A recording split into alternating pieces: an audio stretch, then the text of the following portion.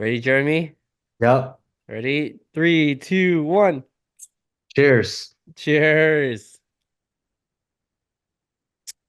Hey, everybody, welcome to another episode of How I Raised My First Million podcast by Asian Hustle Network. This week we have Jeremy Kim, the founder of Nectar Heart Seltzer. Phenomenal individual, very charismatic. Fireworks in the back. I I'm didn't mean definitely, to. My superpowers are too strong. we're definitely going to have that in the edit as well. But yeah, we're super happy to have you in the show today. And some recap that Jeremy did that I really appreciate his story a lot. He raised $12 million in total over the last 3, 4 years for his product. And not to mention, like, this man has the most grit I ever heard across like Thank you. all the founders that we met, right? That he got rejected a lot of times, able to push through, lost money initially, found the courage to continue pushing forward, and found his market eventually. So, Jeremy, welcome to the show. Thank you for having me, Brian. And I'm just Yes. super appreciative. Also you as well, you've built an insane community. There was actually in the early days of building this company, I posted on the Facebook group, and a lot of those people that were in the Facebook group came out and supported our early launches in the store. So, like, kudos to you as well. You've been a huge voice for Asian founders, products, just the whole ecosystem. I appreciate that a lot. I'm really happy to hear that. I mean, just I remember seeing your first viral video, right? You guys posted on TikTok, and who are these guys? Another Asian inspired brand? That's what I was thinking the whole time. But you managed to systemize everything and really push things through.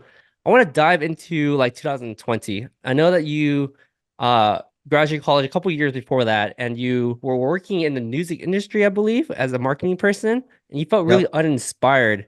Also saw a post recently too, where I mean, not a post, but maybe like a story that you posted about you graduating college. You took like 5 or 6 years, sorry, it took 5 years to graduate college, but that doesn't matter, right? Because I end up building the foundation to what you're doing today. So I want to hear what kind of person you were like back in college, what led you to the music industry, and how you got the idea to start this product. Yeah, absolutely. So just on paper, I was like, if you were grading me on my academics, I was dumb. Like I just couldn't do school. I couldn't focus. If I wasn't interested in it, like many people out there, I couldn't apply myself. So that made me a little bit nervous. So I got rejected when I applied to college. I got rejected from every single school that I applied to. So not even a wait list, nothing like that. So, and then when I got to community college, the broad thing is business, right? So I did that, but I almost failed out. A funny story, I almost failed out of community college because I got addicted to Call of Duty Modern Warfare 2. Have you ever played that game? Of course, we're all Asian, dude. We played that before. Yeah. So I almost failed out of college because of that game. But long story short, one of my general education English teachers, he gave me the book Outliers by Malcolm Gladwell. Are you familiar with that story? Of course. Let's talk a Yeah. recap about that story. Yeah, it's basically the 10,000 hour rule. So if you put 10,000 hard focused hours into something, you'll be above average than the rest. And when that crosses opportunity, so after you've built your 10,000 hours and it crosses the right opportunity, that's where success is created. So that was the first spark in my brain where I was just like, okay, I'm not smart. I don't have any natural talents, or else I'd be in the NBA or something like that. And I don't come from a rich family, so I don't have connections. So if I just put sheer work into something that I'm passionate about, I can become the Beatles. I could be Steve Jobs. So for me, that was music. I've always loved music. And I was terrible at playing it, but I loved it. And at the time, I was the kid who was taking all my friends to their first raves. I loved dance music. So ultimately, I quickly went to I had one friend in college who's eventually I got into regular college after like grueling years in the community college system.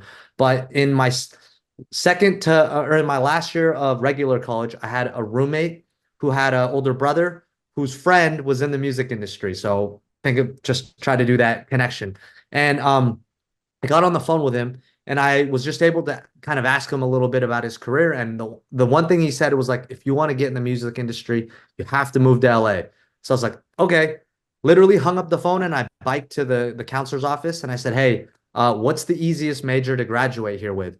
And she was like, you can either do global studies, which you have to do 6 quarters of a language, which you have done none so far in your time here, or you could be in communications, or you can be in anthropology.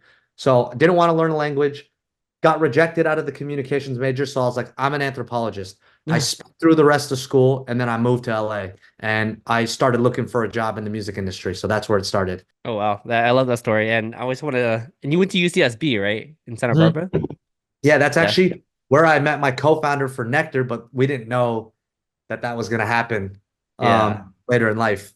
But yeah, yeah. I mean, I have a question to ask you later. I'm kind of curious, like so UCSB. So if you guys are familiar, it's kind of known as like the fun party school, and obviously a lot of your absolutely. branding is partying. You know? Yeah. Did you party I back in definitely college?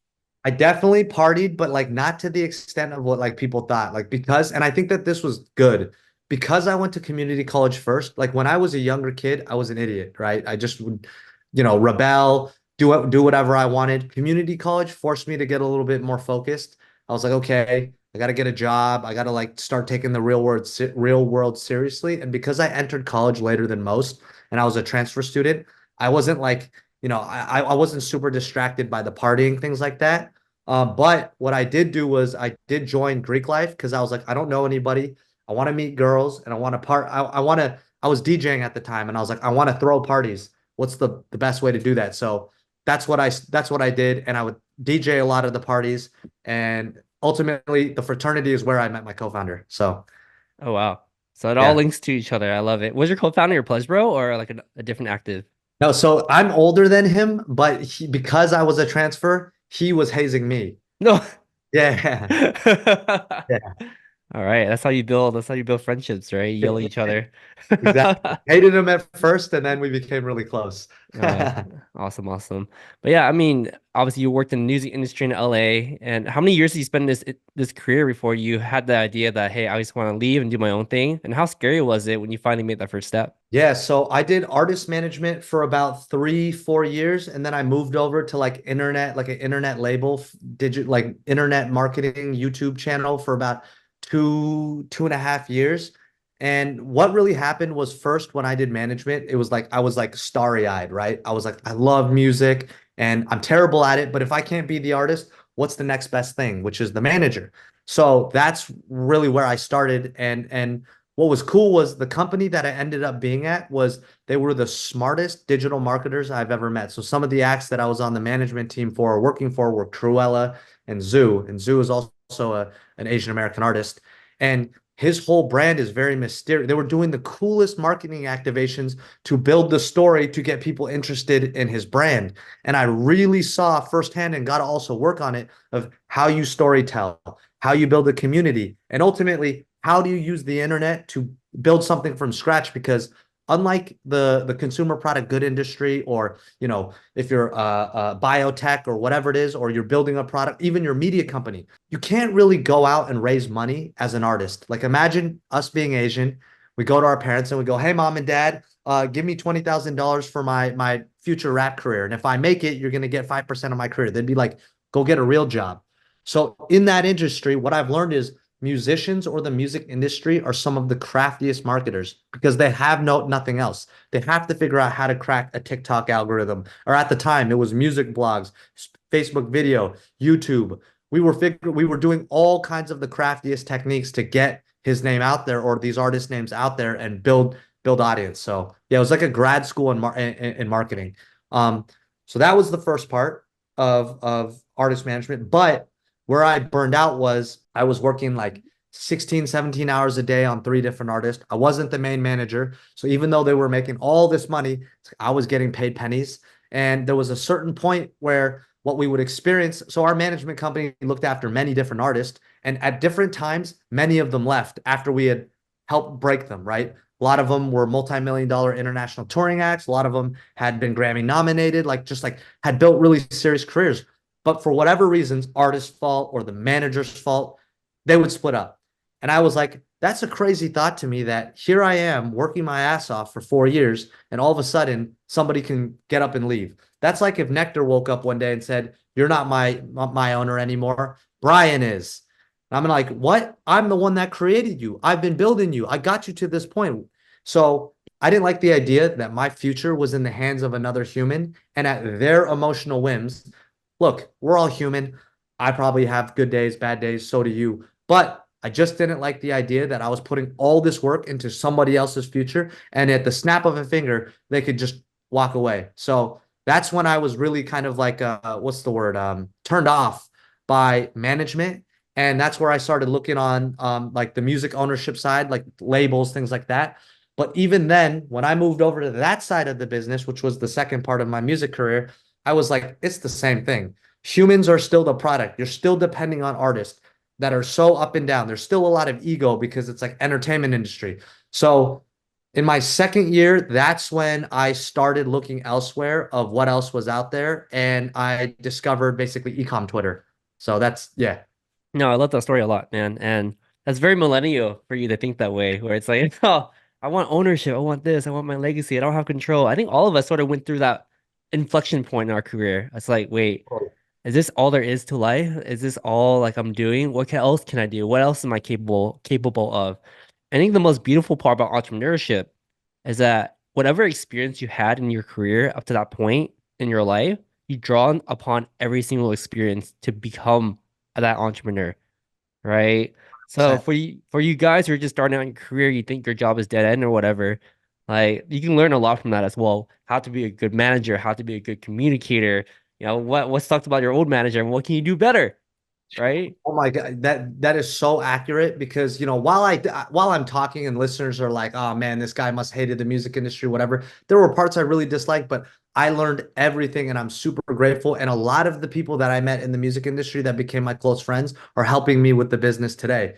So, and also, like you said, I learned everything about what I didn't realize is I got a grad school in project management, startup, business building, branding, marketing, like finance, all of that. So I'm extremely great. And also, like you said, I really learned what I didn't like about my previous bosses and things like that and what I would do differently. So yes, spot on of what you just said. I agree with you Yeah, completely. absolutely. And I know, you had all this experience, you were thinking this, and you finally made the jump, right? Mhm. And like most first time founders, you're like sipping out of a fire hydrant. You're like, oh my God, what does this say? What does this terms mean? Why do I need money? What does this contract even mean? What's an LLC? All that the fun stuff, right? And I feel like for most people, like the first, I don't know, like 6 months to a year is like hell, right? Mhm. You're like constantly banging your head. You don't know what the hell is going on. You don't know who you should trust.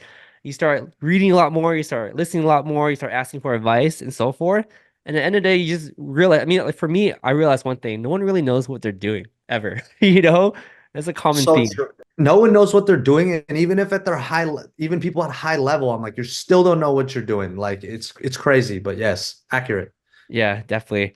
So when you first took that first step, what was your first? I want to hear back to like what was the first day like for you, where it's like, oh crap, I left my job. This is full time. It's do or die. What was that mentality? What was that one word that's flying through your head the entire time? Okay, so I actually didn't like, and this is what I would recommend to people. Don't jump if you have a safety net, right? So many people are like, I hate my current position at this corporation. Yeah, but if you have health insurance and it's paying your bills, then stay there and work on your ideas, cut out other things in your life, the after work activities, so you can, maybe throw out some lines out there. So it wasn't like I just left the music industry and I was like, what do I do? It was like while I was in the music industry, I started observing. I was like, what else is out there? And the first thing that I came across, ecom Twitter.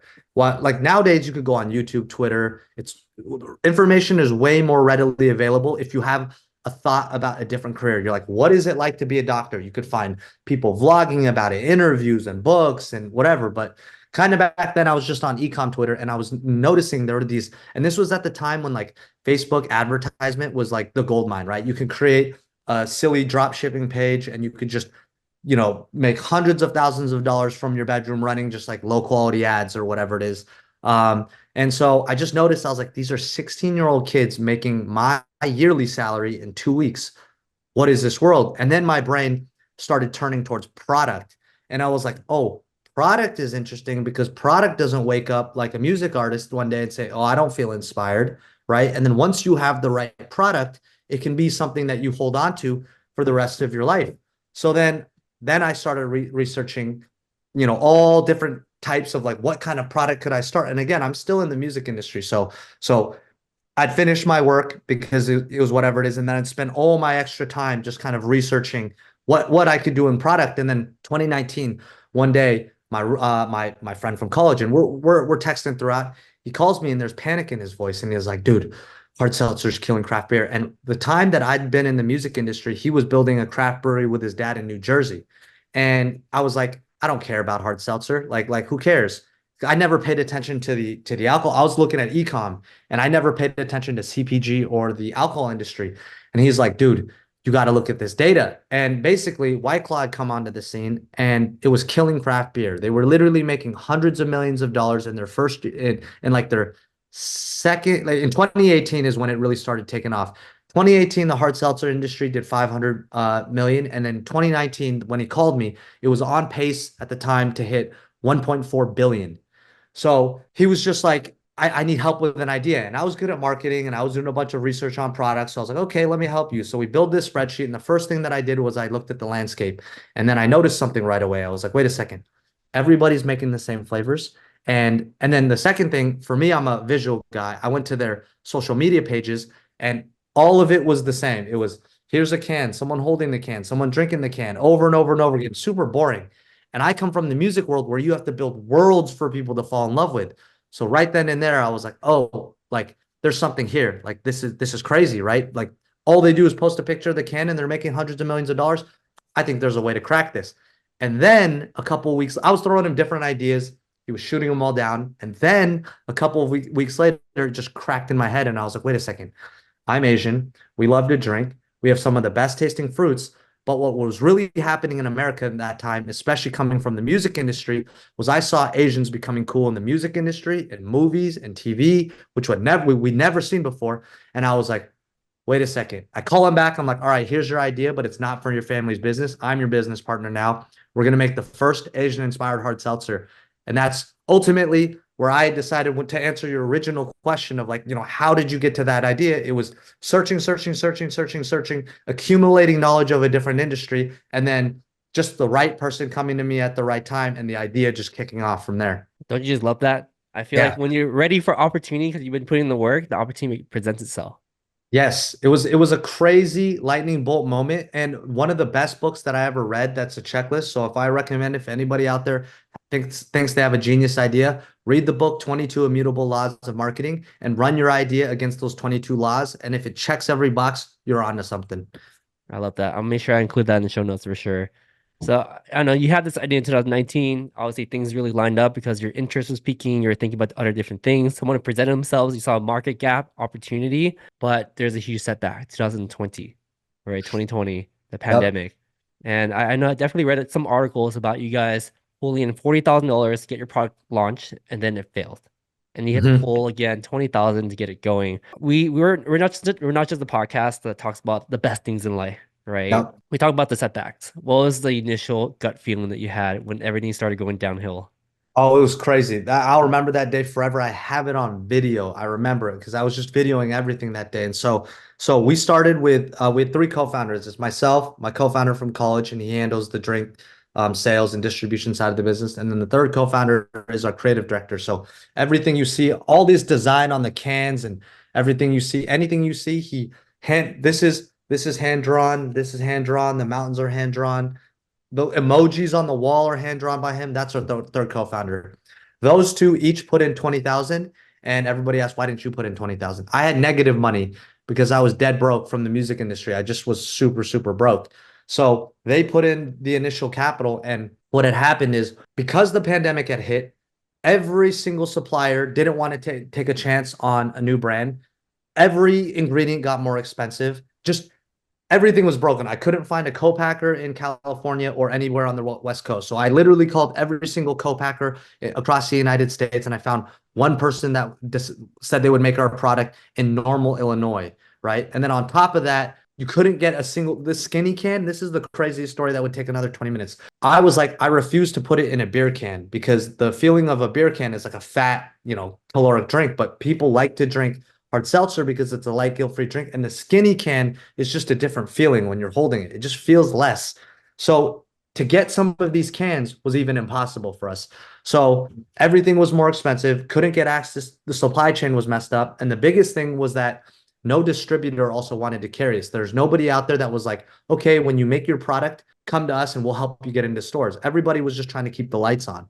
So when we were finally able to make our first batch, all the additional costs of what the pandemic was doing, but now I had to fly to Normal, Illinois. On top of that, we had to hire story will get too long in detail, but we now had to go to another factory, get special equipment to can it inside of that factory. And then the first day when we go to can it, it's in the middle of summer and it's sweltering hot in this warehouse. It is literally the canning machine that we're using can only can the liquid if it is at 32 degrees coming from the tank through the pipe into this machine. For some reason, that day, because it was so hot in that warehouse, the liquid was 36 degrees. And you would think that doesn't make a difference. Well, with seltzer, it would start to foam aggressively to the point where the machines would fill up the cans with only foam and then it would just send it down the line. So it's only filling up with foam. And you can't tell the machine, you can't say, keep filling it over and over and over and over and over. We would literally be there for 3 days straight.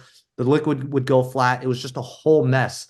And so we're sitting there watching our cans literally go down this machine, get completely like we have to throw away every single can that gets misfilled. So we're literally watching all our money get burned there. And me and my co-founder had to make a decision in that one moment. We're like, there's two decisions we can make.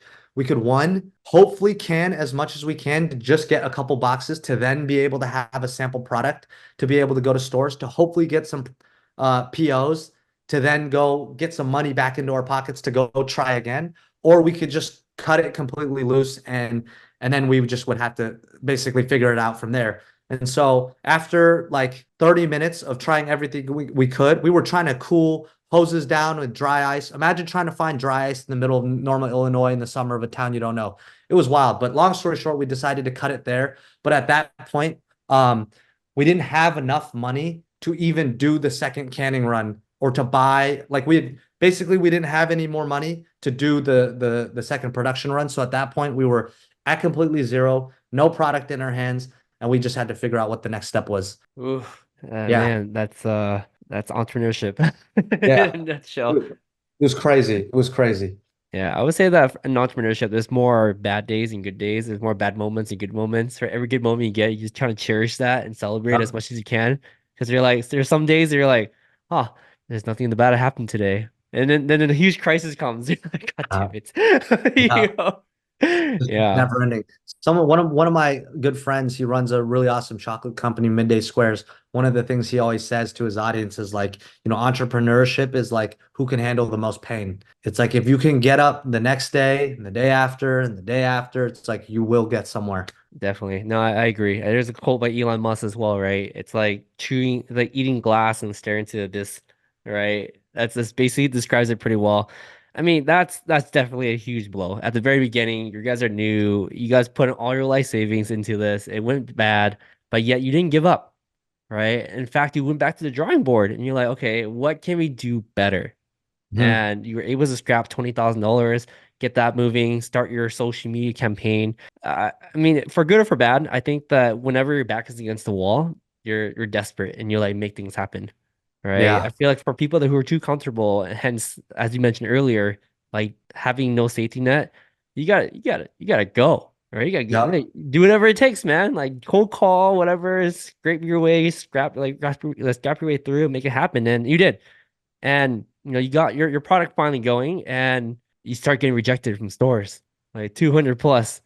Yep. What was the second blow like? What were you thinking at the time? Man, that was tough. So when we finally had the first box on our hand, it was like I don't know what it's like to have the birth of a child because I don't have children, but it felt like that, right? I'm holding this box in my hand. It tastes good.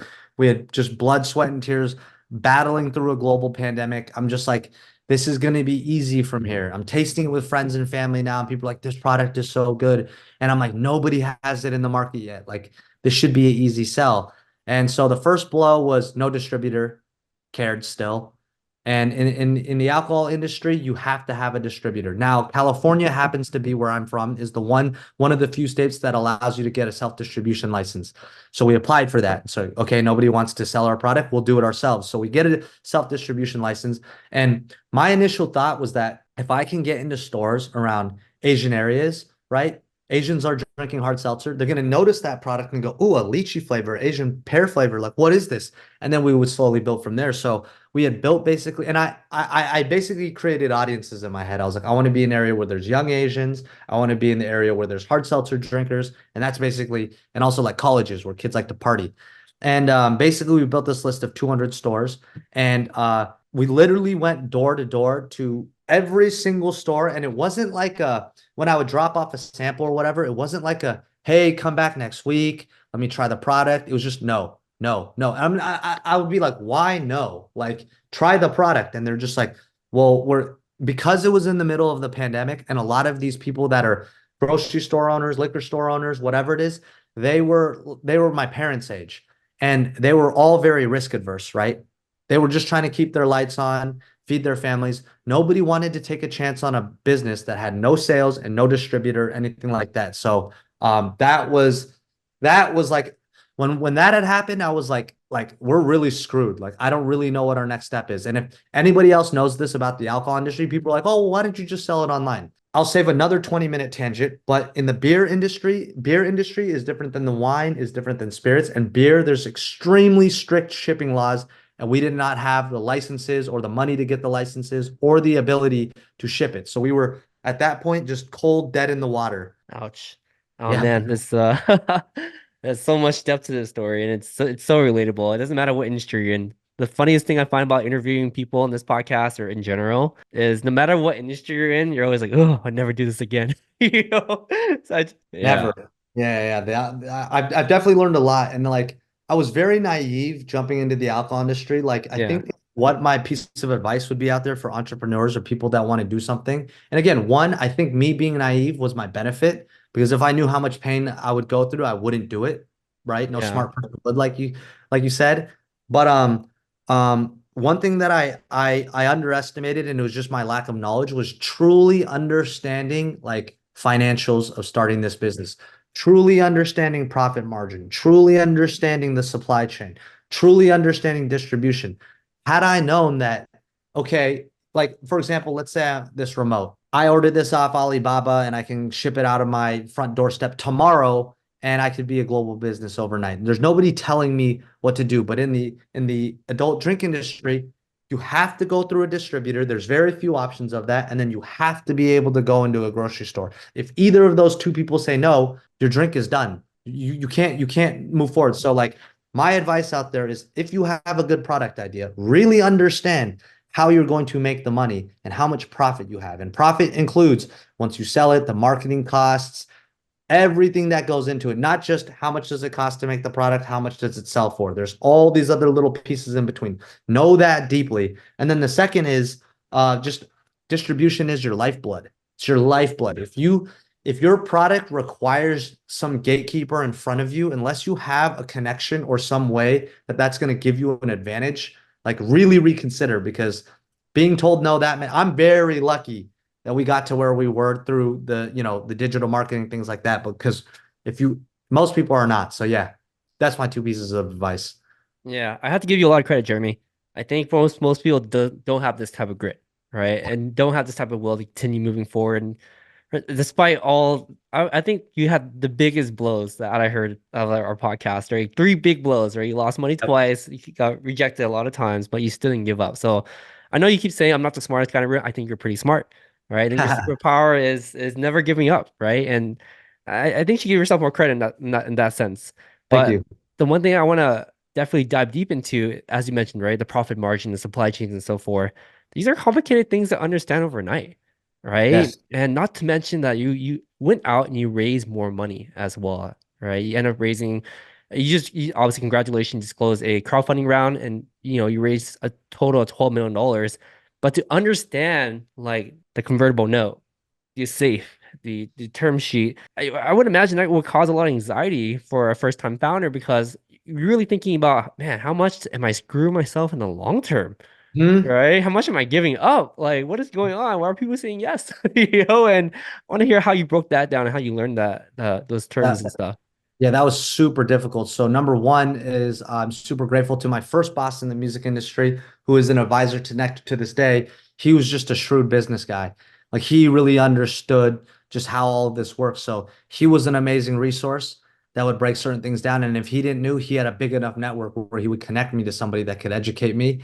And then also because I had just a lot of network that I built in the music industry, there was lawyers or friends that had lawyers or people that there was always somebody that I could get to talk to ask a question or two. So that was one. And then the second was my co-founder as well, because he was his dad had a lot of like they built this craft brewery. There was a lot of experience there. But even then, with all that, like all the there was so many people that were like, this is exactly how you did it, how you do it. But if we did it in that way, our business would have been in a different position to not a good position today. It was learn, try it, fail, get hurt, redo it, whatever. Like I could talk like our first lawyer incorporated our company incorrectly to the point where we were like, okay, we tried to go cheap lawyer because we're a startup brand, family friend. He messed up our incorporation papers. Because of that, we got a crazier tax than other people. So then we're like, okay, now let's go to the expensive lawyer to unwind this mess. Let's pay for the quality. Well, that lawyer messed it up as too. And then so when we went to a third lawyer, unwinding all the damage that was done was a huge blow to our pocketbooks, time, stress.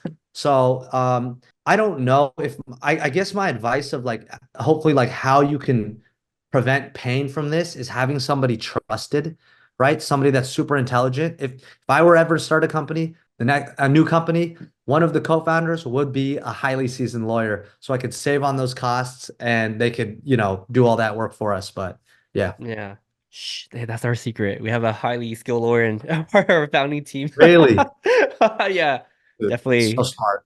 Yeah, definitely Cost does. savings on that is insane. Yeah. Yeah, the peace of mind is what I'm Yes. going for, right? So sometimes you're like, oh man, it's a great opportunity, but it's too good to be true. Damn it. You Yeah. know? Yeah. Oh man. I mean, definitely, I can feel everything you said, right? As a founder myself, I felt everything, and let's talk about the good times now, right? You finally got things going. I love your marketing, by the way. I love the Under Influence podcast. I love all your vlogs that you do. I love. I think the last time I watched was like a few weeks ago, a few months ago. You guys partying, I believe Seattle, and like Yep. they made you take off your shirt or something to go party. Every time I scroll and I see your video, I just kind of stop and just like, okay, I want to watch it because it's interesting. And you're really good at like transparency. I could give you a lot of credit for that. You're one of the most transparent brands I see. Even looking at your funding record, right? Even you showing that you invested $4,100 initially into the brand.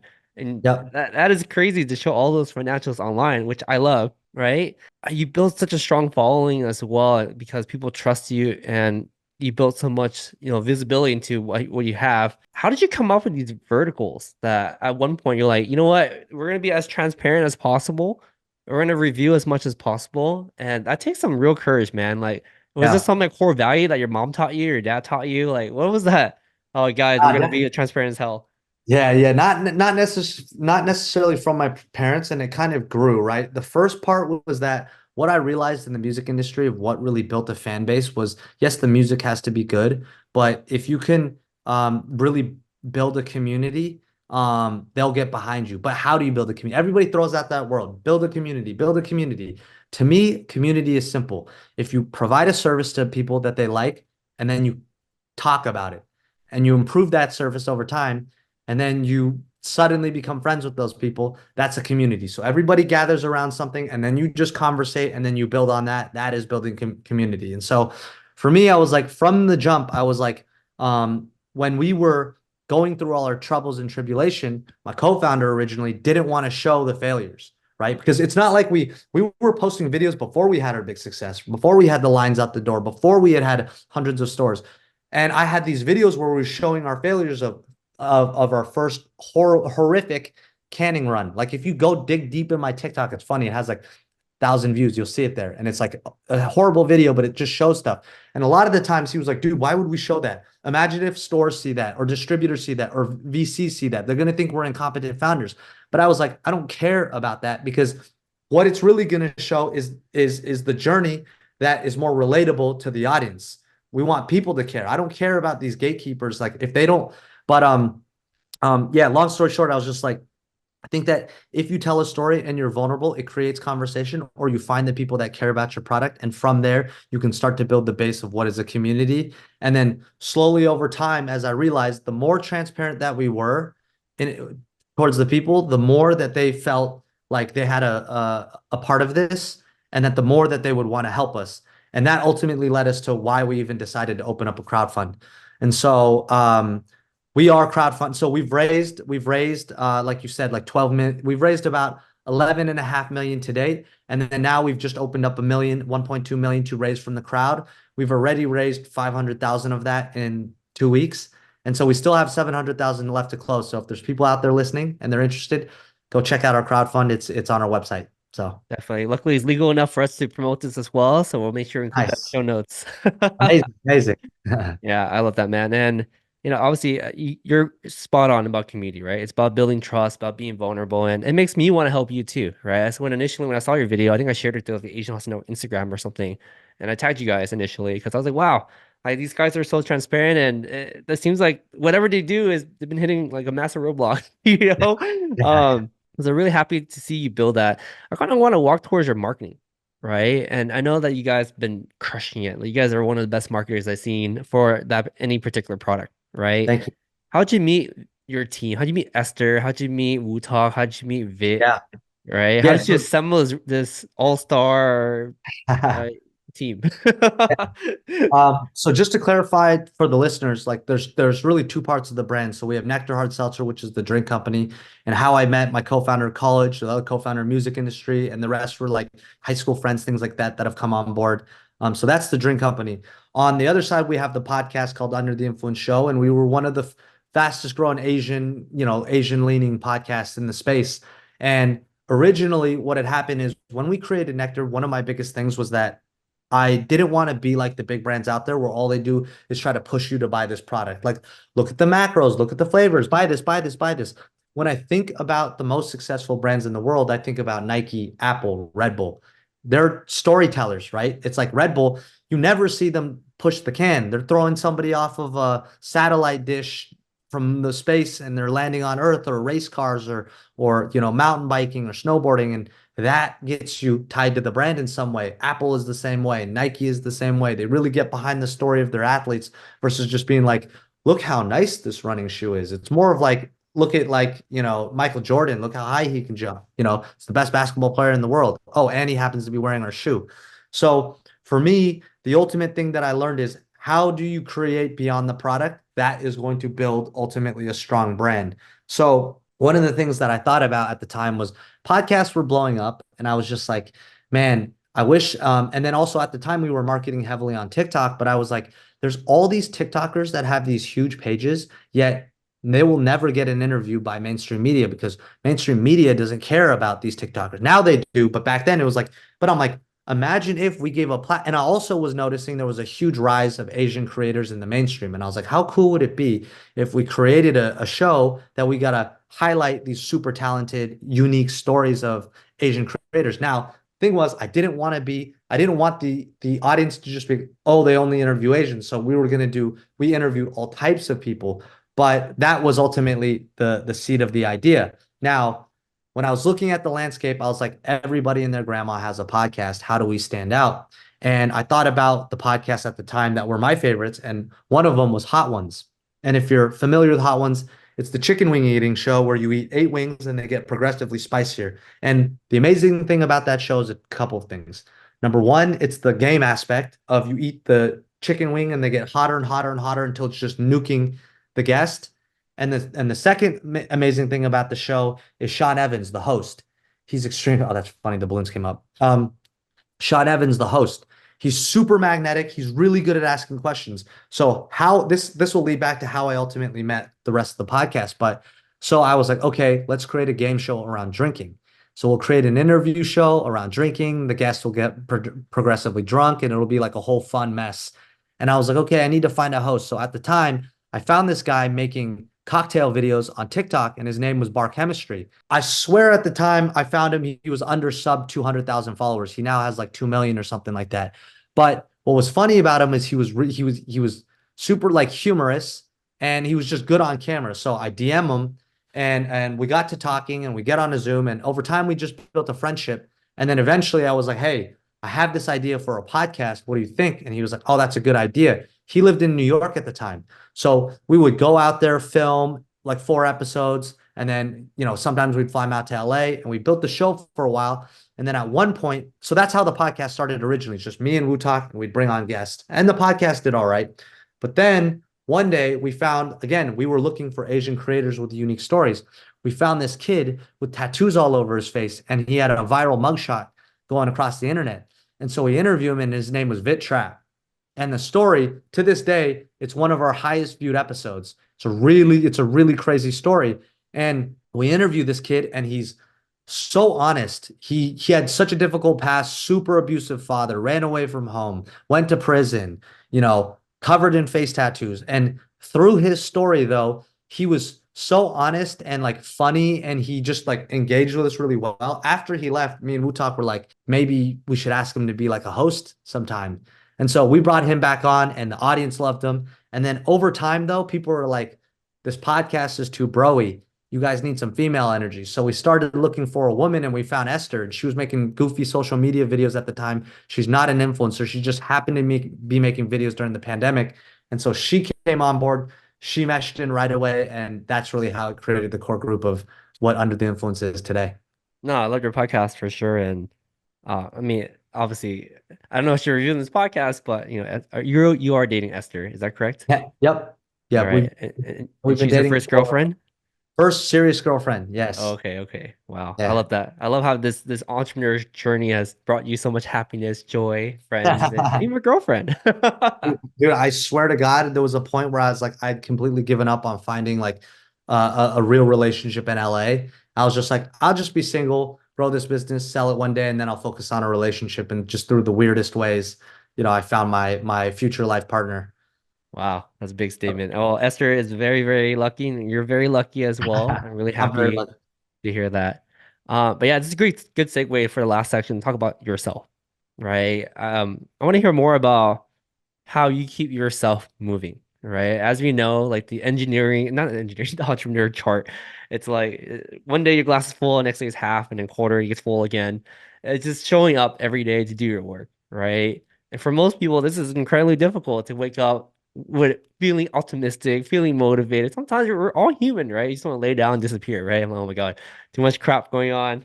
I can't do this. My mental health's at stake. How do you keep yourself moving, Jeremy? What motivates you? What is your like the first thing you think about when you wake up? Is like, oh, I just gotta keep this going, right? How do you keep yourself like sane? Man, I've honestly like I had like a burnout moment, maybe like I've had multiple burnout moments through this process, and it's kind of forced me to recalibrate my life. So I'm going to give you like kind of a more recent realization, and it actually is me coming back to Christianity and God ultimately. But at first, my motivator was ego in a lot of ways. It was like, I hated the music industry. I hated that like I never was the main manager getting paid all this money. So I'm gonna own my own thing, and I'm gonna blow it up, and I'm gonna have a bunch of money, and I'm gonna take care of my family, and I'm gonna be this hero, right? So that was my original motivator, but that fuel runs out very, very quickly, and it's very fleeting, right? Like even through the progress of us hitting certain milestones, I was never happy. I was like, it needs to be more, more, more, and all the ups and downs of employees and things like that. I would just feel like leadership is so difficult, right? It's like if everybody just listens to me, like look at how far I got us. Again, more ego. Look at how far I got us. If everybody listens to me, then we'll get to this next step. We'll make a bunch of money, and you'll all be happy, right? So just listen to me, right? And so that obviously does not work. And so I did everything from coaching, therapy, health, whatever it is. And even when I was trying to be healthy, last year I got sick 11 times I got sick every month basically. And so I was like, okay, I need to make a big change. And one of the things, so a guest that came on our podcast episode, his name is Johnny Chang. He's an ex-gang member turned minister. And he came on the show, and my dad was a pastor, but I was a black sheep of the family. So I'd rejected Christianity. I came back to Christianity like last year, and I was 32 then. So for many, many years, I come back. So last year he comes on the show, and he broke down the Bible in a way that I'd never heard before. And one of the things that really stuck to me was he was explaining the idea of how, like God truly wants to bless everybody. And so long as you let go of all your thoughts and you trust in him, your path will be straight. And so most people interpret that as one, that sounds crazy. What do you mean reject all your thoughts? And two, it sounds like, oh, like, so if I just pray to God and I go to church and I be a good person, then all of a sudden I'll have the success. It's actually the opposite. It's like you don't have to try to do anything, right? God has already died for our sins, made us righteous. Now, how this relates back to business is what you were saying of what gets you up every day and the ups and downs of entrepreneurship. So the days get really, really hard. We'll lose huge opportunities. We'll have supply chain issues. Like that will never, never end. And my old version of myself wants to be like, let me stay up 3 more extra hours tonight and cut my sleep so I guarantee that this gets done. Oh man, we need to raise money and we're running low on money. Let me do 10,000 reach outs. Literally, I had a scraper. I have a story for some other time where I built a scraper tool to reach out to 10,000 people to try to raise money. All of that would kill me over time. And what I've learned is as I continue to let go and like truly let go and understand that whatever decision that I choose to make, if I decide to rest instead of making another TikTok video, if I decide to, skip standing in front of a grocery store in 8 hours because, I just want to do something else, like God has got me on that decision. Now, that doesn't mean I just sit around lazy and I do nothing. God's got it. Like I work hard every single day, but I also don't have the fear, anxiety of worry of if I don't do this, then I'm going to lose this opportunity. And honestly, when you ask like what's been motivating me lately, it's that peace. It's the idea that this business is not mine, it's God's. And if we had more time, I could literally tell you the crazy stories that I've caught on camera of the wildest opportunities I can never imagine. And it's just signs that as I let go more, the business continues to grow, and I'm getting better at just not having to like put everything on my own back and trust in my own ego because that has led me to a dead end over and over and over again. No, I love that story a lot. It kind of reminds me of the book E-Myth, where it's like you kind of just let go, Mm, right? And the more you let go, the more you're able to delegate. But then your job actually becomes significantly harder because you have to define what the North Star is. What is the goal? mm. And you find that there are people out there who are much smarter than you, much more qualified to build this. And that's why building your team is so important. Absolutely. Well, just real quick on that, like for yourself, you've built this to where it is. I'm curious for you, like what fuels you lately, right? Or like what have you found in your entrepreneurial journey getting to this point? Yeah. Like this is how I stay sane, or Yeah, yeah. I find that for me at least, listening to founder stories, sharing that, creating a new generation of founders, of innovators is very self-fulfilling, right? Mm. And thinking beyond myself too, where I have a lot of faith that what we're doing right now will affect our kids' generation, our grandkids' generation, right? There's things that we would never imagine, these little nuances, these things that we can't see, things that we can't measure is making society a better place when we're gone. That's what I'm thinking about. Oh, that's amazing. And I mean, I'm sure people come up to you all the time and tell you that how much your platform has helped them in one way or another or inspired them. And I'm sure that feels great. But I'm telling you, it is when they're telling you this, it made 1,000x impact on their life. When I told you my story about how your Facebook group, I can't explain to you how pivotal your platform was for me in terms of building up hype and those people showing up to grocery stores, things like that. So like you are 100% making a 10,000x impact based on what you're doing every single day. So that's an amazing why.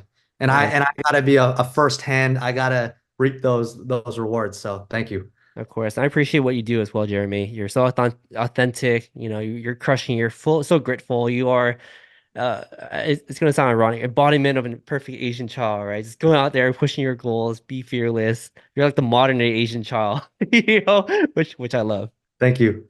of course. Well, Jeremy, we're at the end of the podcast. So how can our listeners find out more about you and reach out to you online? Oh yeah, absolutely. So you can find me nectarhardseltzer.com. That's our website. That's where you can find the drinks. So we're in 7 states. If you want to go out support, that's amazing. All our handles, Nectar Hard Seltzer. And lastly, as I mentioned before, we're launching a crowdfund. So if you're interested in learning more about our business, you can go to our Instagram. It's at Nectar Hard Seltzer, and in the bio there's a link, or you can go to our website. It's the first banner at the top. Click on that. You can learn everything about our business. And also, we have a Discord. We have a lively Discord, and I'm super engaged on our phone number and our social media. So if you have any other questions, feel free to reach out to me directly. Definitely. Thank you, Jeremy, and cheers. Cheers. Thank you. Cheers.